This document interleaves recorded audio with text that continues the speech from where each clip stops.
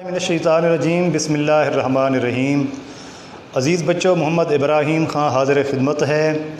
ईद उल अज़हा से पहले ये अफ़साना शुरू किया था सज्जाद हैदर यल्दरम का लिखा हुआ मुझे मेरे दोस्तों से बचाओ।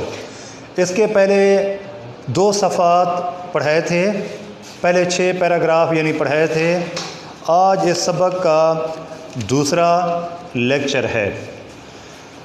मुसन्निफ़ की पैदाइश हुई 1880 में, रहलत हुई 1943 में। यह सबक जो है अफ़साना है, माख़ज़ उनकी शोरा आफ़ाक़ किताब ख़यालिस्तान से ये इक़्तिबास लिया गया है। अज़ीज़ बच्चों, दोस्ती एक बहुत बड़ी नेमत है, लेकिन मुसन्निफ़ सज्जाद हैदर यल्दरम जो है दोस्तों से उकताया हुआ है। वो अपने तौर पर दोस्ती की जो मनफी पहलू हैं उनसे हमें आगाह कर रहा है, बता रहा है। अब उनका जो पहला दोस्त है उसके बारे में पढ़ेंगे, किस तरह वो अहमद मिर्ज़ा के बारे में बताता है। मसलन मेरे दोस्त अहमद मिर्ज़ा हैं, जिन्हें मैं भड़भड़िया दोस्त कहता हूँ, यानी उछलने वाला, शोर शराबा करने वाला। ये निहायत माकूल आदमी हैं। तंज़ के तौर पर मुसन्निफ़ कहता है कि अहमद मिर्ज़ा जो है वो अक्लमंद है, तंज़न कह रहे हैं, और मेरी उनकी दोस्ती निहायत पुरानी और बेतकल्लुफ़ी की है, मगर हज़रत की खिलकत में दाखिल है कि 2 मिनट निचला नहीं बैठा जाता। मुसन्निफ़ बयान करते हैं कि अहमद मिर्ज़ा जिनकी फ़ितरत में शामिल है कि वो आराम और सकून के साथ नहीं बैठ सकते जब मुसन्निफ़ के पास पहुँचते हैं। जब आएंगे शोर मचाते हुए, चीज़ों को उलट पलट करते हुए, गर्ज़ के उनका आना भुनचाल के आने से कम नहीं है। जब वो आते हैं तो मैं कहता हूँ, मुसन्निफ़ बयान करता है कि अहमद मिर्ज़ा जब भी आते हैं इस तरह आते हैं जिस तरह के ज़लज़ला आता है। ज़लज़ला जब आता है तो ज़मीन के खद्दोखाल और ज़मीन के जो नक्श हैं वो तब्दील हो जाते हैं, बहुत ज़्यादा तबाही मचाते हैं ज़लज़ले जो दुनिया में रूनुमा हुए हैं। गोया अहमद मिर्ज़ा जब आते हैं, मुसन्निफ़ के मुताबिक वो ज़लज़ले की ही मानद आते हैं। कोई आ रहा है, क़यामत नहीं। उनके आने की मुझे दूर से ख़बर हो जाती है, बावजूद ये कि मेरे लिखने पढ़ने का कमरा छत पर है। अगर मेरा नौकर कहता है कि मियाँ इस वक्त काम में बहुत मशगूल हैं, यानी मसरूफ़ हैं, तो वो फ़ौरन चीखना शुरू कर देते हैं कि कमबख्त को अपनी सेहत का भी तो कुछ ख़याल नहीं। नौकर की तरफ मुखातिब होकर खैराती ये सज्जाद हैदर यल्दरम मुसन्निफ़ का नौकर है, जिसे वो उर्फ़ के तौर पर पुकारते हैं, असल नाम मालूम नहीं है। खैराती कब से काम कर रहे हैं? बड़ी देर से। तौबा तौबा। अच्छा, बस 1 मिनट उनके पास बैठूँगा, मुझे ख़ुद जाना है। छत पर होंगे ना, मैं पहले ही समझता था। मुसन्निफ़ अपने दोस्त अहमद मिर्ज़ा के बारे में बता रहे हैं, जिनसे उनकी पुरानी दोस्ती है। मुसन्निफ़ बयान करता है जब वो आते हैं ज़लज़ले की मानद आते हैं, क़यामत की तरह आते हैं। क़यामत जो है ये मरने के बाद इंतहाई मुश्किल वक्त होगा। जो अल्लाह ताला के गुनाहगार बंदे हैं, ये एक दहकती हुई आग है, होलनाक अज़ाब और आग होगी जिसमें गुनाहगार काफिर हमेशा हमेशा रहेंगे। یہ کہتے ہوئے وہ اوپر آتے ہیں۔ مصنف جو ہے بالائی منزل میں ہوتا ہے، اپنے کام میں مصروف ہوتا ہے، احمد مرزا وہاں پہنچ جاتے ہیں اور دروازہ اس زور سے کھولتے ہیں کہ گویا کوئی گولا آ کے لگا۔ آج تک انہوں نے دروازہ کھٹکھٹایا نہیں اور آندھی کی طرح داخل ہوتے ہیں۔ تو آداب ہیں، جب کسی گھر میں پہنچتے ہیں انسان اپنے گھر میں ہی پہلے پہنچتا ہے تو طریقہ یہ ہے کہ وہاں پر دستک دے، لیکن احمد مرزا جو ہے ان باتوں سے عاری ہے۔ آہا ہا، آخر تمہیں میں نے پکڑ لیا، مگر دیکھو دیکھو میری وجہ سے اپنا لکھنا بند مت کرو، میں حرج کرنے نہیں آیا۔ احمد مرزا جب مصنف کے پاس پہنچ جاتا ہے خوشی کا اظہار کرتا ہے کہ آخر میں نے تجھے پا لیا ہے، تو مجھ سے جو ہے چھپتا ہے، میں نے تمہیں حاصل کر لیا ہے، لیکن میں تمہارا وقت ضائع نہیں کرنے آیا، تمہیں تکلیف دینے نہیں آیا، تمہیں زحمت دینے نہیں آیا۔ خدا کی پناہ کس قدر لکھ ڈالا ہے، کہو طبیعت تو اچھی ہے، میں تو صرف یہ پوچھنے آیا تھا۔ واللہ مجھے کس قدر خوشی ہوتی ہے کہ میرے دوستوں میں ایک شخص ایسا ہے جو مضمون نگار کے لقب سے پکارا جا سکتا ہے۔ لو اب جاتا ہوں، میں بیٹھوں گا نہیں، ایک منٹ نہیں ٹھہرنے کا، تمہاری خیریت دریافت کرنی تھی، خدا حافظ۔ دریافت کرنا، نئی معلومات حاصل کرنا، نئی چیز معلوم کرنا۔ احمد مرزا جو ہے بہت کم دیر کے لیے مصنف کے پاس پہنچتا ہے اور مصنف کے تمام تر جو تخیلات ہیں وہ سب غائب ہو جاتے ہیں، وہ اس قدر شور شرابہ کرتا ہوا اس کے پاس پہنچتا ہے۔ اور مصنف جو ہے بیان کرتا ہے کہ خود احمد مرزا بھی اتراتا ہے کہ اس کا ایک ایسا دوست ہے جو مضمون نگار کے نام سے مشہور ہے، کیونکہ مصنف جو ہے بہت بڑے ادیب ہونے کے ساتھ ساتھ بڑے بڑے عہدوں پر بھی فیض رہے۔ یہ کہہ کے وہ نہایت محبت سے مصافحہ کرتے ہیں، سلام کرتے ہیں، ہاتھ ملاتے ہیں اور اپنے جوش میں میرے ہاتھ کو اس قدر دبا دیتے ہیں کہ انگلیوں میں درد ہونے لگتا ہے اور میں قلم نہیں پکڑ سکتا۔ مصافحے کے بھی، سلام دعا کے بھی آداب ہیں کہ اس قدر ہاتھ کو نہ دبائیں کہ کسی کو تکلیف ہو، اس کے ہاتھ میں درد پڑ جائے۔ یہ تو اعلیٰ حد رہا، اپنے ساتھ میرے کل خیالات کو بھی لے جاتے ہیں۔ مصنف بیان کرتا ہے کہ احمد مرزا جب ہاتھ ملاتے ہیں میرے ہاتھوں میں تکلیف ہوتی ہے، کیونکہ ہاتھ کو وہ زیادہ زور سے دباتے ہیں اور مصنف کے جو تخیلات ہیں، جو خیالات ہیں، وہ بھی ساتھ لے جاتا ہے۔ خیالات کو جمع کرنے کی کوشش کرتا ہوں مگر اب وہ کہاں، اور دیکھا جائے تو میرے کمرے میں ایک منٹ سے زیادہ نہیں رہے، تاہم وہ اگر گھنٹوں رہتے تو اس سے زیادہ نقصان نہ کرتے۔ مصنف بیان کرتا ہے کہ احمد مرزا جو کہ شور شرابہ کرنے والا دوست ہے، اسے تکلیف دینے والا دوست ہے، ایک منٹ میں وہ اس کا اس قدر نقصان کر جاتا ہے کہ اگر وہ کئی گھنٹے بھی رہتا اس کے پاس تب بھی اتنا نقصان ہوتا جتنا مختصر وقت میں اس کا نقصان کر کے جاتا ہے۔ میں انہیں چھوڑ سکتا ہوں، میں اس سے انکار نہیں کرتا کہ میری ان کی دوستی بہت پرانی ہے اور مجھ سے بھائیوں کی طرح محبت کرتے ہیں، تاہم میں انہیں چھوڑ دوں گا، ہاں چھوڑ دوں گا، اگرچہ کلیجے پر پتھر رکھنا پڑے۔ مصنف بیان کرتا ہے کہ مجھے بہت زیادہ تکلیف بھی برداشت کرنی پڑے، میں تکلیف برداشت کروں گا، احمد مرزا سے چھٹکارا حاصل کروں گا، اس سے ترک تعلق کروں گا، اس سے دوستی ختم کروں گا۔ یہ اس کے پہلے دوست ہیں احمد مرزا۔ مصنف دوستوں سے اکتایا ہوا ہے، تنگ آ چکا ہے۔ اس کا دوسرا دوست ہے اور لیجئے دوسرے دوست محمد تحسین ہیں، یہ بال بچوں والے صاحب ہیں اور رات دن انہی کی فکر میں رہتے ہیں۔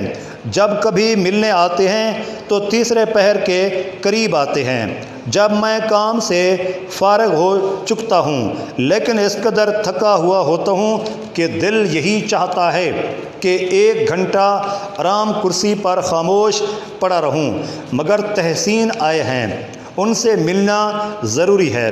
ان کے پاس باتیں کرنے کے لیے سوائے اپنی بیوی بچوں کی بیماری کے اور کوئی مضمون ہی نہیں۔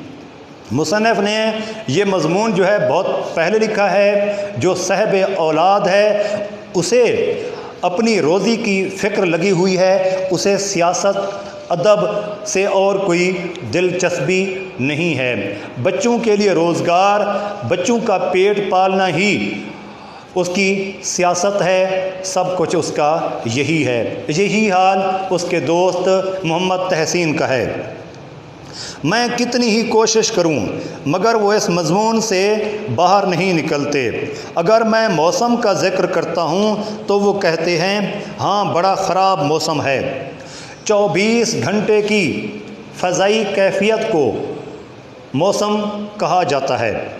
میرے چھوٹے بچے کو بخار آ گیا، منجلی لڑکی کھانسی میں مبتلا ہے، منجلی لڑکی درمیانی لڑکی۔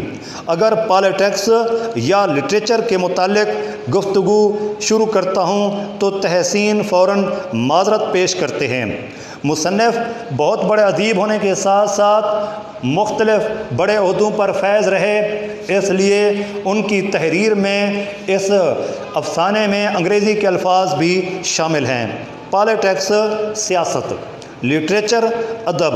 مصنف بیان کرتا ہے کہ جب میں سیاست یا ادب کے بارے میں بات چیت کرتا ہوں تو تحسین کی گفتگو کا محور اور مرکز جو ہے اس کے بیوی بچے ہی ہیں، اس سے اور ان کا عنوان ہی نہیں ہے کہ بھائی آج کل گھر بھر بیمار ہے، مجھے اتنی فرصت کہاں کہ اخبار پڑھوں۔ تحسین بیان کرتا ہے کہ میرے گھر میں بیماری نے غلبہ حاصل کیا ہوا ہے، مجھے اتنا وقت نہیں ملتا کہ اخبار کا مطالعہ کروں۔ اگر کسی عام جلسے میں آتے ہیں تو اپنے لڑکوں کو ضرور ساتھ لیے ہوتے ہیں اور ہر ایک سے بار بار پوچھتے رہتے ہیں کہ طبیعت تو نہیں گھبراتی، پیاس تو نہیں معلوم ہوتی۔ کبھی کبھی نبض دیکھ لیتے ہیں اور وہاں بھی کسی سے ملتے ہیں تو گھر کی بیماری کا ذکر کرتے ہیں۔ دوسرا دوست ہے مصنف کا محمد تحسین۔ اس کی گفتگو کا محور اور مرکز جو ہے وہ گھر بھر ہی ہے، بیوی اور بچوں کے بارے میں ہی بات چیت کرتے ہیں۔ مصنف اگر سیاست کے بارے میں یا ادب کے بارے میں بات کرتا ہے لیکن وہ پھر اپنی بات کو گھر تک ہی محدود رکھتے ہیں۔ اسی طرح تیسرے دوست ہیں مصنف کے، اسی طرح میرے مقدمے باز دوست ہیں جنہیں اپنی ریاست کے جھگڑوں، اپنے فریق مخالف کی برائیوں اور جج صاحب کی تعریف یا مذمت کے تعریف اس حالت میں جب کہ انہوں نے مقدمہ جیتا ہو اور کوئی مضمون نہیں، من جملہ اور بہت سے مختلف قسموں کے دوستوں کے میں محمد شاکر خان صاحب کا ذکر خصوصیت سے کروں گا کیونکہ وہ مجھ پر خاص عنایت فرماتے ہیں۔ بہت بڑے دوست ان کے جو ہیں وہ شاکر خان صاحب ہیں۔ محمد تحسین کے ان کا تعلق جو ہے موضع سلیم پور کے رئیس اور ضلع بھر میں نہایت معزز آدمی ہیں۔ موضع سلیم پور کے بہت بڑے نواب ہیں، یہ بہت بڑے دوست ہیں مصنف کے۔